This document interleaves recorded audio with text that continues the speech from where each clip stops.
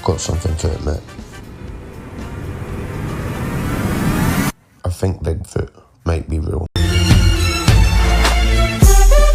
Now, don't take my word for it, okay?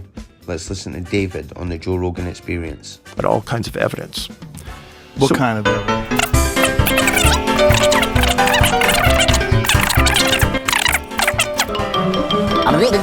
That's all, folks.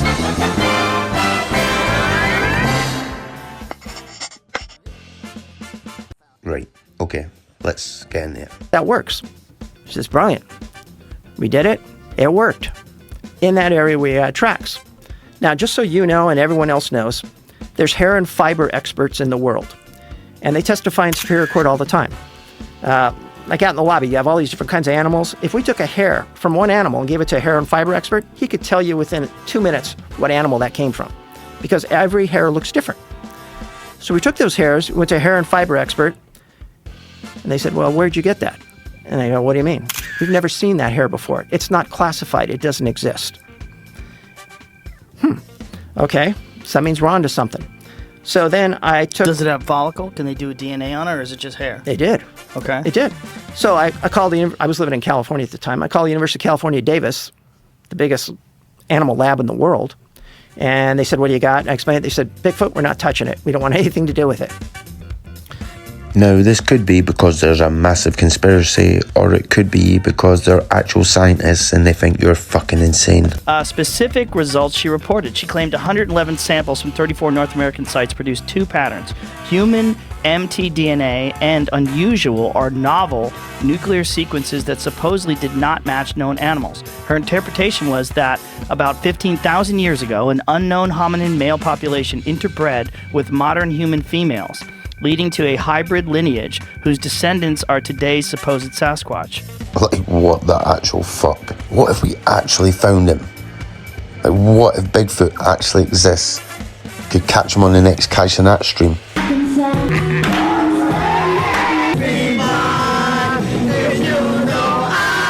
Nah, probably not. Spontaneity. How do I pronounce that? Spontaneity? No, right. I'm taking the piss, but there is actually a lot of truth to this Bigfoot thing. Like, see when I heard these noises. The second has these low to high upsweep.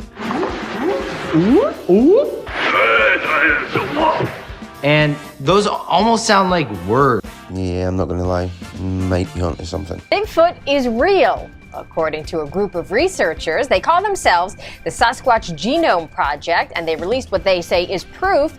Several never-before-seen short video clips of the legendary and very shy creature. And what made that sound has never been found. The name itself. It begins in Humboldt County on a Monday in late August of 1958. A man named Jerry Crew left his home in Salyer before dawn and drove west on State Highway 299 for roughly 2.5 hours, a commute he made each way, every day, because he refused to uproot the family he had settled there.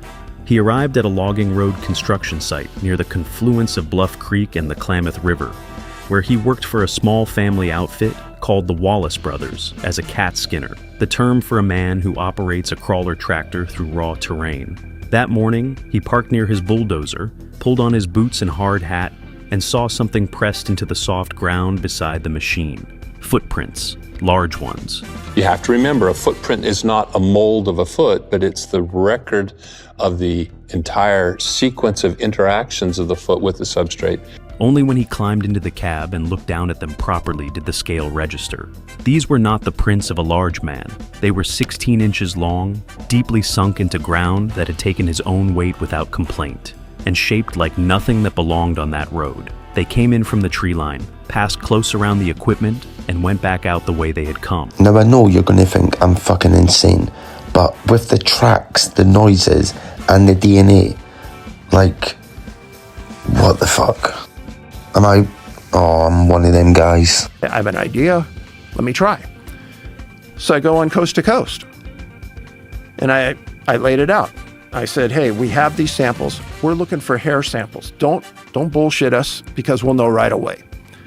Send us hair samples with everything attached, and we're going to send it to a lab. You don't have to pay the bill. We got 125 valid samples that were not deer, antelope, bear, whatever. She goes through the DNA analysis on it. I think it cost us $400,000 at the end of the day. 400 fucking thousand. It's a lot less expensive now. You would fucking hope so. And so hair will give you mitochondrial DNA from the maternal side, but it won't give you fraternal DNA from the father's side. That you need nuclear DNA, blood, tissue, saliva. And we got some of those. Son of a gun. At the end of the day, the DNA comes back 12 to 15,000 years to the Middle East on the mother's side. Father's side, it doesn't exist in GenBank. 352 billion base pairs of DNA does not exist. The father's DNA does not exist. GenBank says it's impossible. Since that time, other people have come forward and said, hey, on the elongated skulls, we've had the same problem. We can't find the fraternal DNA just like you.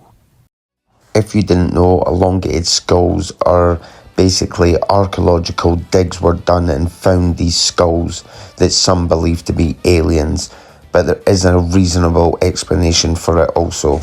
In some ancient cultures, they believed in head bending or skull bending, which is basically where you literally mold the head from birth. Particular specimen is actually not found in the New World, not found amongst Native Americans, and it's typically found amongst Europeans and Middle Easterners. In fact, the 100% match was to a Scottish individual. Come on, one of us. Now, I'm from Scotland, and I can tell you that elongated skull might be an alien. That's a guy named L.A. Marzulli that was doing the research there. And then Ron Moorhead, who's doing other DNA studies on elongated skulls in South America, said the same thing. That's odd, Dave.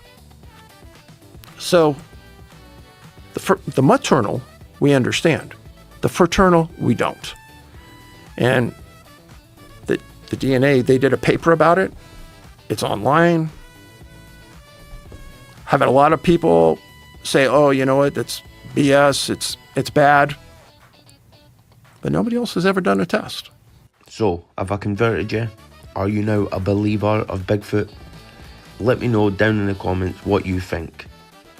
And I'd love to know what you thought of this type of video. I'm trying something a bit different and I'd love to hear your feedback. So please like and subscribe if you enjoyed it, and I'll catch you on the next one.